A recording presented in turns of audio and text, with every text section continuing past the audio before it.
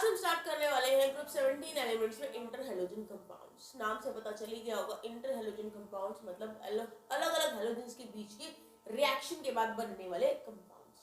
तो उनके बारे में पढ़ते हैं। तो मैं आपको बता देती हूँ, when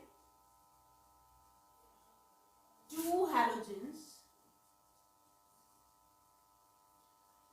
react with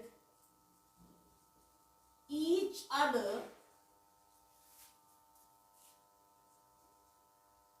to form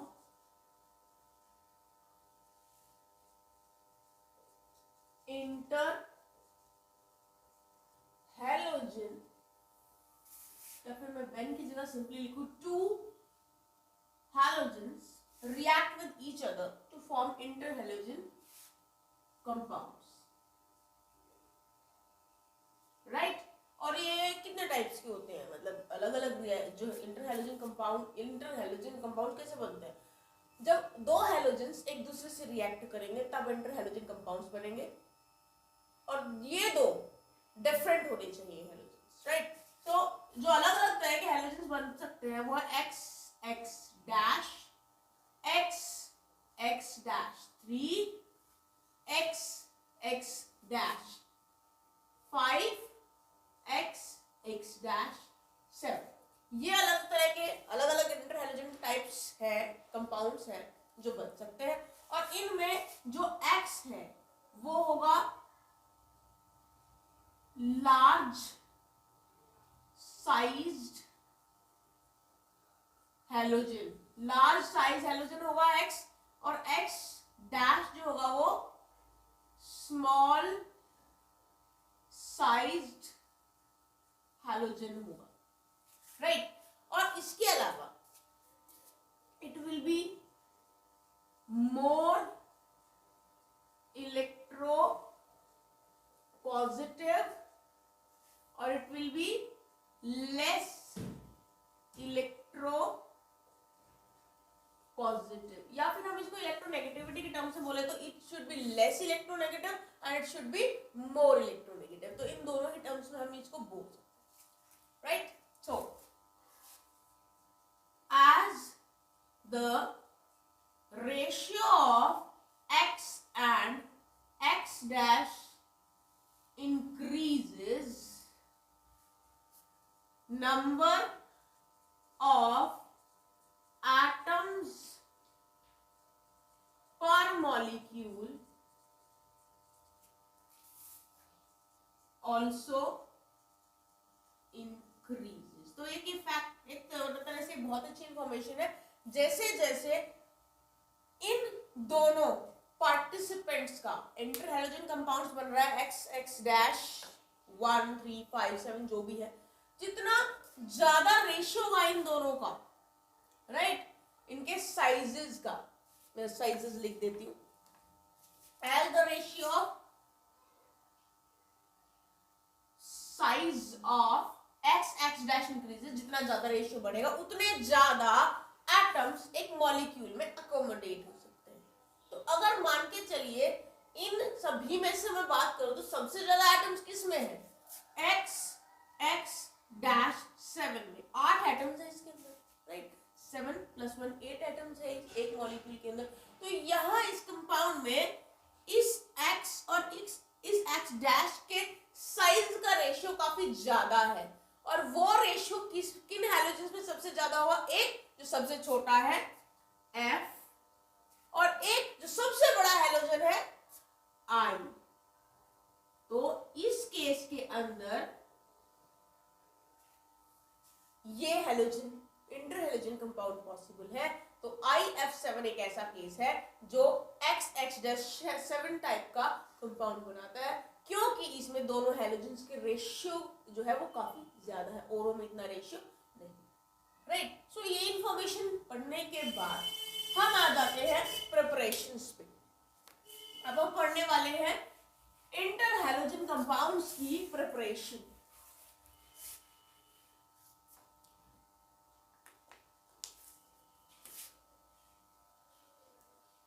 preparation पढ़ेंगे अब हम। So let's discuss.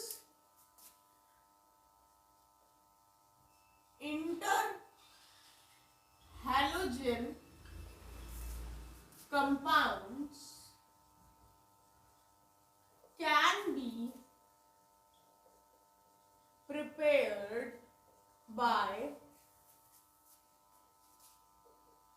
Direct combination, या तो आप हेलोजेंस का डायरेक्ट कॉम्बिनेशन करा दो, और by the action of one halogen, और यहाँ या फिर एक्शन जा रहे हैं हम एक हेलोजन का दूसरे lower inter halogen compounds on lower inter halogen compound. ठीक है, तो यहां जो प्रोडक्ट्स बनेंगे वो डिपेंड करेंगे कि आपने क्या स्पेसिफिक कंडीशंस दिए, तो क्योंकि कंडीशंस तो मस्ट है, कंडीशंस तो स्पेसिफाई करनी ही पड़ेगी। So the product formed depends upon the specific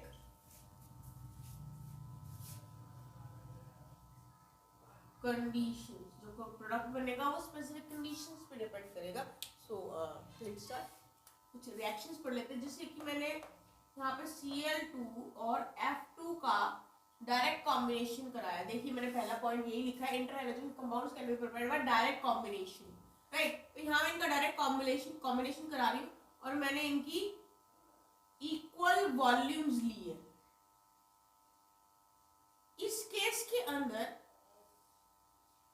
437 kelvin पे मुझे मिलेगा ClF, ये आपका XX dash type of inter halogen compound बन गया। एक और रिएक्शन करते हैं, अगर मैं I2 ले लूं और साथ में Cl2 ले लूं, यहाँ पे Cl2 मैंने एक्सिस में लिया है, तो मेरा जो इंटर हेलोजन कंपाउंड बनेगा वो बनेगा ICl3 2ICl3।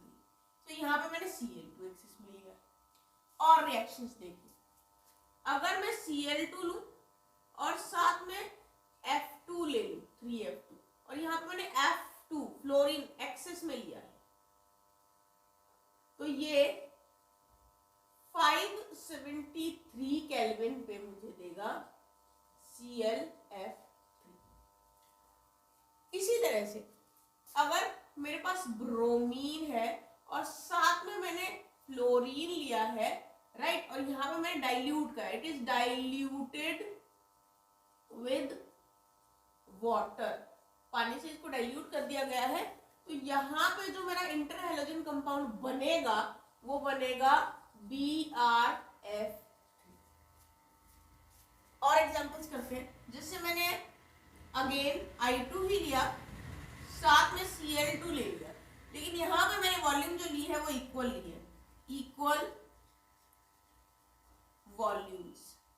तो यहाँ पे जो मेरा इंटर हेलोजन कंपाउंड बनेगा वो बनेगा 2ICl,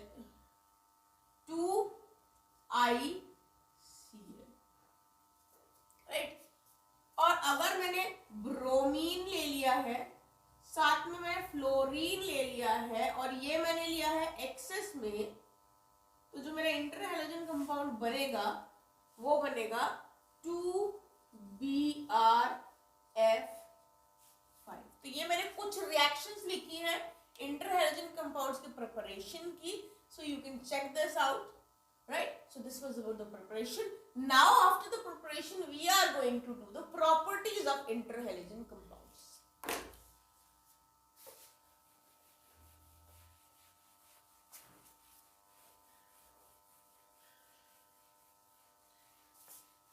Let's start.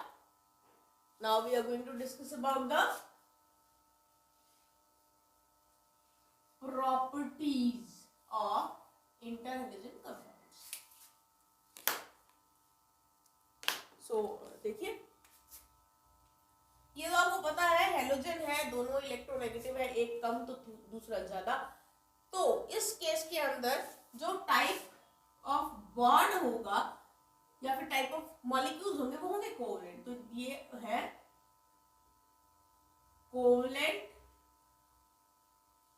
मॉलिक्यूल्स, ये है कोवलेंट मॉलिक्यूल्स, और साथ में इनका है diamagnetic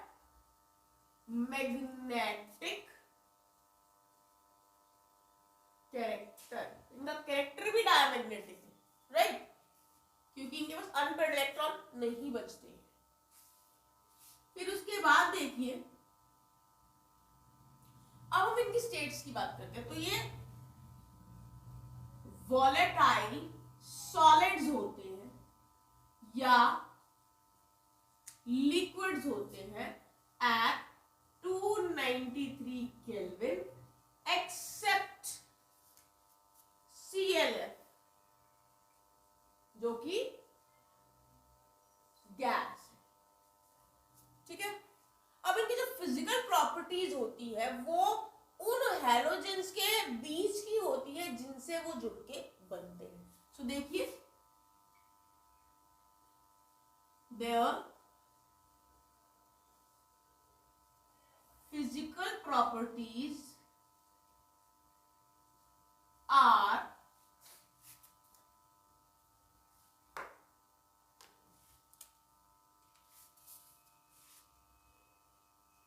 intermediate between those of constituent halogens except that their melting and boiling points are a little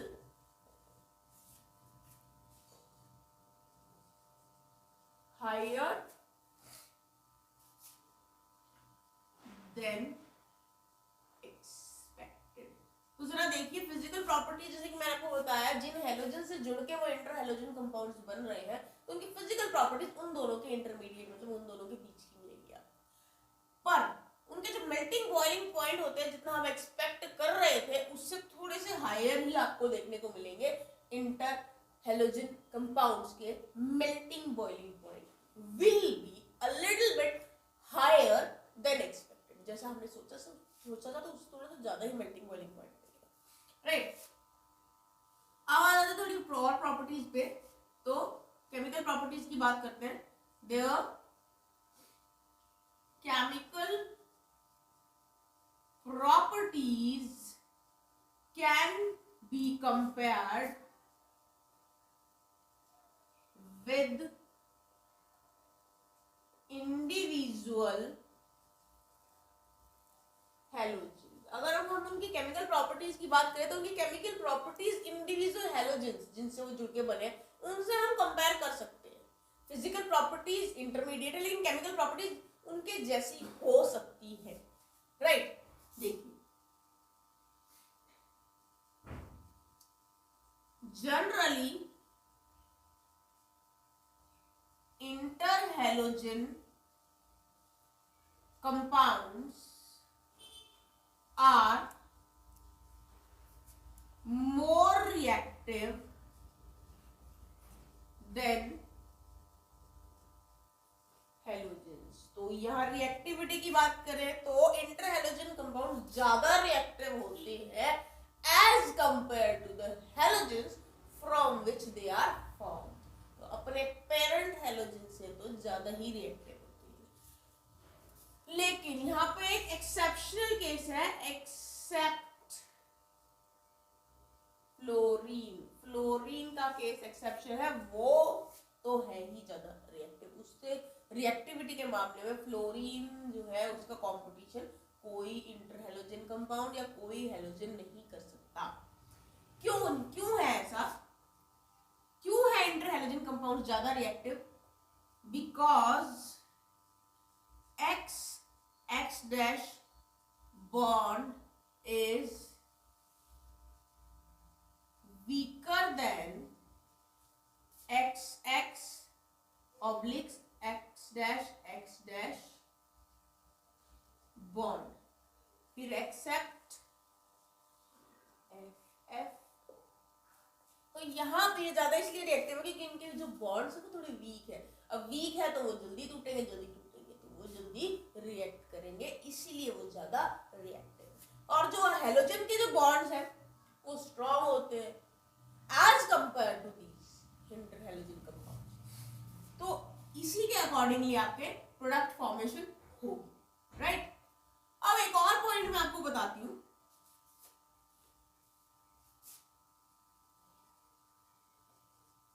all interhalogen compounds undergoes hydrolysis. सारे के सारे जो है इनकी हाइड्रोलिसिस होती है, और हाइड्रोलिसिस होने के बाद ये क्या प्रोडक्ट देते हैं वो मैं आपको बताने वाली। So they undergo hydrolysis giving halide ion, जो कहां से मिलेगा, एक तो हैलाइड आयन देंगे derived from the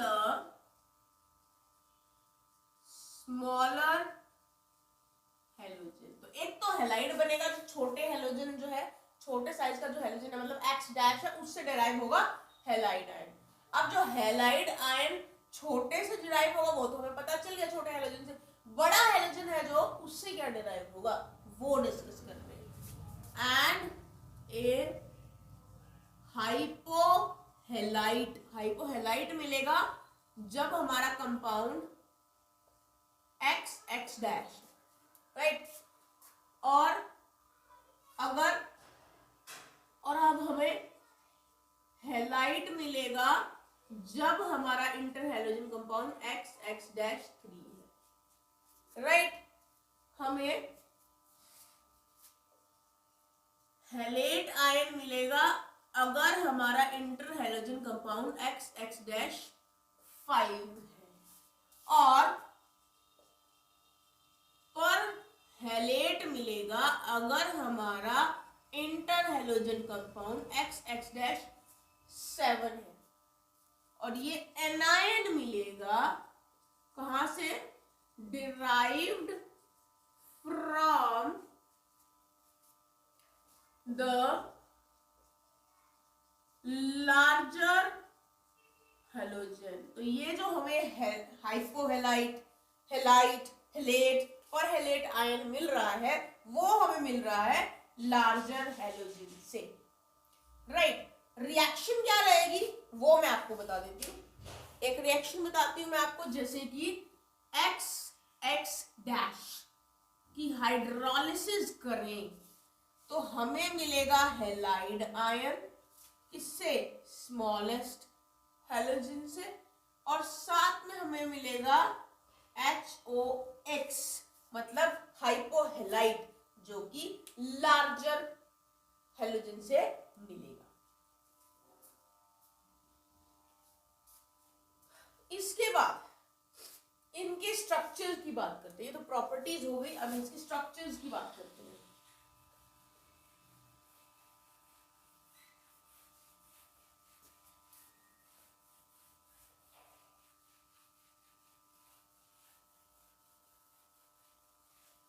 Now we are going to discuss about the structure. Interhalogen compounds के स्ट्रक्चर्स की बात करेंगे तो हम इनके स्ट्रक्चर्स को valence shell electron pair repulsion theory के अकॉर्डिंगली कर सकते हैं। So the molecular structure can be explained on the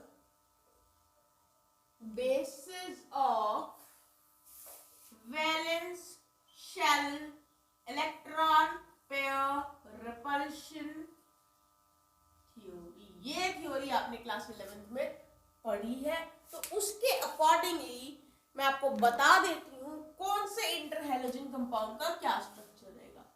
XX-3 का स्ट्रक्चर रहेगा बेंट टी